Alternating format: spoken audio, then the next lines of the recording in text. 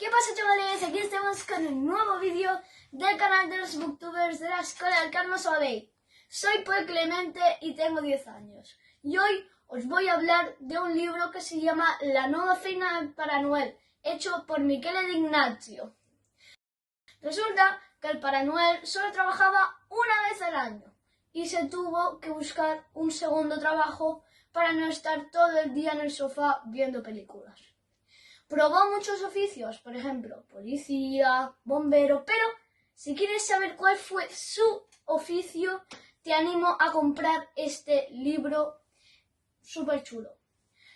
A mí lo que más me gustó, la verdad, es que fue todo. Estaba súper bien explicado en el texto, las ilustraciones han sido muy buenas. En general, que el libro vale mucho la pena. Bueno, y hasta aquí el vídeo de hoy. Nos vemos a otro capítulo. Chao.